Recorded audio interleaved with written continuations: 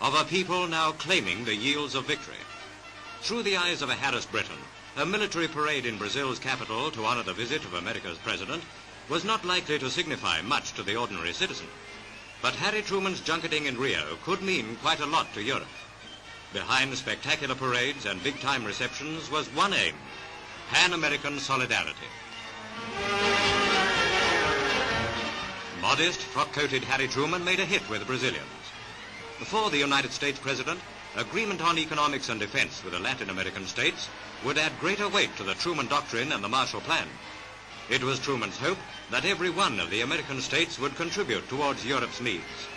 The vast resources of the Americas could make a massive contribution to Europe's economic and political stability. Through that influence, the peace of Europe might be ensured. But the Truman moves against communist influence in Europe were not, on the surface, making much headway in countries within.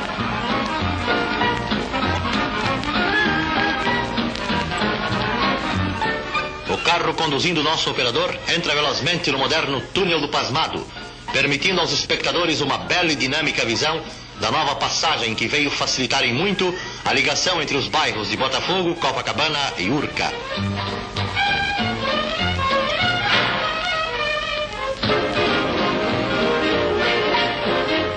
Enquanto a objetiva nos mostra toda a beleza plástica do novo túnel, vamos dar algumas cifras para que possamos avaliar bem a sua importância sob o ponto de vista prático. Com 210 metros de comprimento por 22 de largura, o túnel do Pasmado possibilita o escoamento de 7.500 veículos por hora. Os seus 375 pontos de luz, dispostos em 53 filas transversais e 7 longitudinais, proporcionam a mais perfeita distribuição luminosa.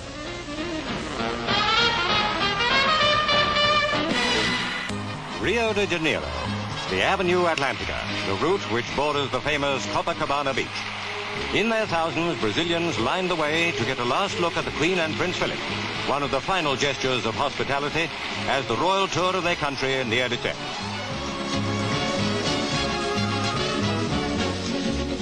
Though thousands of miles from London's cenotaph, this was Remembrance Day, when Her Majesty and His Royal Highness paused to remember, together with millions of Brazilians, the dead of 2 world wars.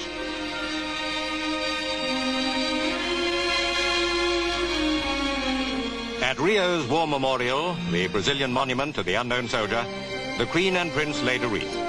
This ceremony was a rare moment of solemnity in a state visit which will long be recalled as one of immense gaiety.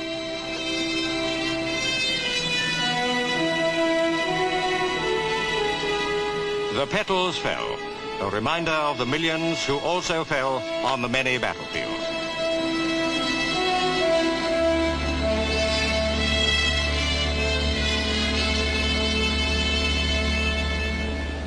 But sadness was something to be laid aside in this happy land.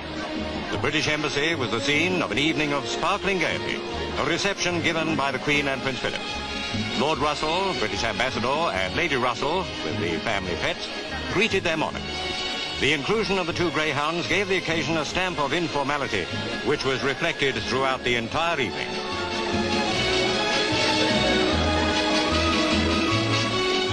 The Queen looked radiant and very much in party mood. The carnival, which unfolded before the embassy, was a blaze of colour in the Rio night. The electrifying samba beat added even more life to the fabulous occasion. 2,000 colourfully dressed Brazilians put on a show to remember.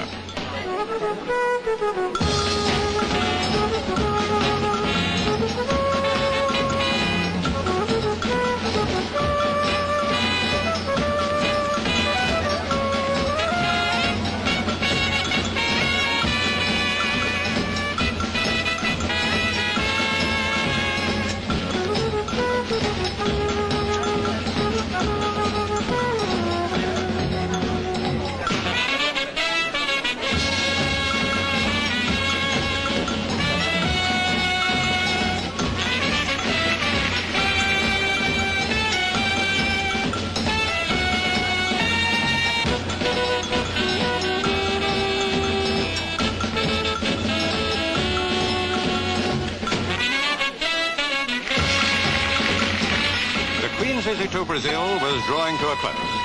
Such hospitality had made it so memorable Lying at anchor in the shadow of the Sugarloaf Mountain, the Royal Yacht Britannia was the scene of a more formal reception in honor of the President of the Republic and Senhora Costa y Silva.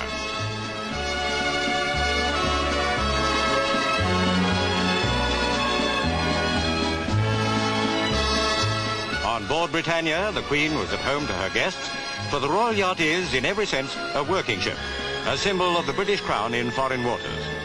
The President and his wife had shown themselves as magnificent hosts to the first reigning British monarch to visit their country. Now, aboard a piece of Britain in a distant port, Her Majesty was saying farewell. Pathé News was privileged to record that moment.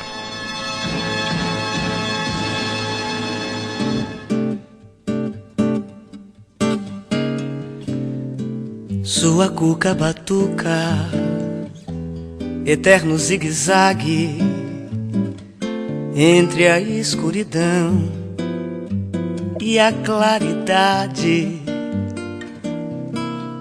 Coração arrebenta, entretanto o canto aguenta. Brilha no tempo a voz vitoriosa, sol de alto monte, estrela luminosa, sobre a cidade maravilhosa.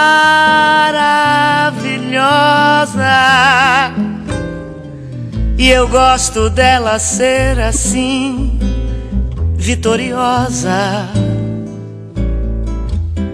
A voz de uma pessoa assim, vitoriosa,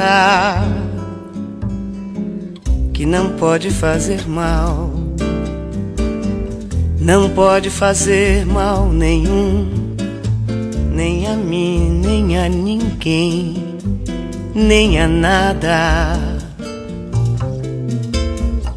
E quando ela aparece, cantando gloriosa, quem ouve nunca mais dela se esquece.